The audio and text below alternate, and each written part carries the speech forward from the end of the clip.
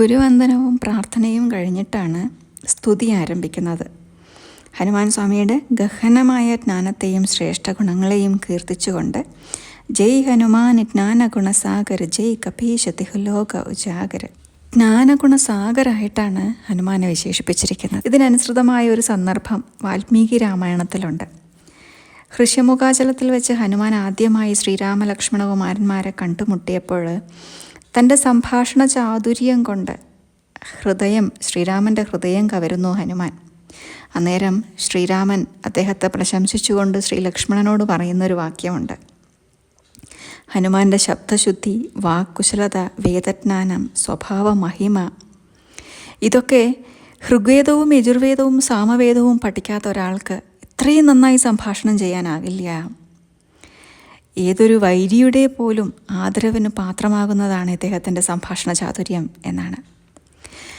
ഹനുമാൻ സ്വാമിയുടെ ഗുരു ശിവപുരാണമനുസരിച്ച് സൂര്യഭഗവാനാണ്. സൗരയൂഥത്തിൽ നിരന്തരം സഞ്ചരിച്ചു കൊണ്ടിരിക്കുന്ന തനിക്ക് എവിടെയെങ്കിലും ഇരുന്നു കൊണ്ട് ശിക്ഷണം ചെയ്യാൻ കഴിയില്ല എന്നാണ് സൂര്യഭഗവാൻ ആദ്യം ഹനുമാനോട് പറയണത്. പക്ഷേ സൂര്യൻ്റെ മുന്നോട്ടുള്ള പ്രയാണത്തിനനുസരിച്ച് ഗുരുവിൻ്റെ വാക്കുകൾ ശ്രദ്ധാപൂർവം ശ്രവിച്ചുകൊണ്ട് പുറകോട്ട് നടന്നുകൊണ്ട് വിദ്യ അഭ്യസിച്ച ആളാണ് ഹനുമാൻ.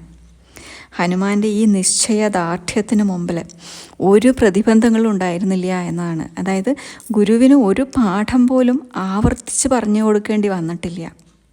ഗുരുവിൻ്റെ ഒരു വാക്കുപോലും ആ ശിഷ്യൻ മറന്നുപോയിട്ടുമില്ല. അത്രയ്ക്ക് വിനീതനും ജിജ്ഞാസുമായിരുന്നു ഹനുമാൻ.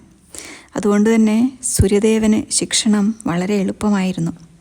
അവസാനം ഗുരുദക്ഷിണയായിട്ട് സൂര്യഭഗവാന്റെ മകനായ സുഗ്രീവൻ്റെ സേവകനാകാനും ഹനുമാൻ തയ്യാറായി. ഹനുമാന്റെ പാണ്ഡിത്യം വെറും ബുദ്ധിപരമായിരുന്നില്ല, സകല സദ്ഗുണങ്ങളുടെയും മൂർത്തിയായിരുന്നു ഹനുമാൻ എന്നതുകൊണ്ടാണ് അദ്ദേഹത്തെ ജ്ഞാനഗുണസാഗർ എന്ന് വിശേഷിപ്പിച്ചിരിക്കുന്നത്. ജയ് കപീശ തിഹുലോക ഉജാഗർ.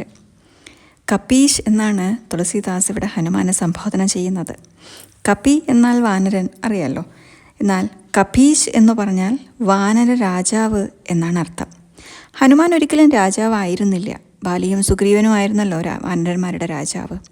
പക്ഷേ സിംഹാസനത്തിലിരുന്നില്ല എങ്കിലും എല്ലാവരുടെയും ഹൃദയങ്ങൾ കീഴടക്കിയ, കിരീടം വയ്ക്കാത്ത രാജാവായിരുന്നു ഹനുമാൻ എന്നർത്ഥം. ഇത്രയും ഗുണങ്ങളുള്ള ഹനുമാന്റെ കീർത്തി 3 ലോകങ്ങളിലും പരന്നിരിക്കുന്നു. അത് എല്ലാ കാലവും നിലനിൽക്കുന്നതാണ് എന്നും തുളസീദാസ് ജി പറയുന്നു.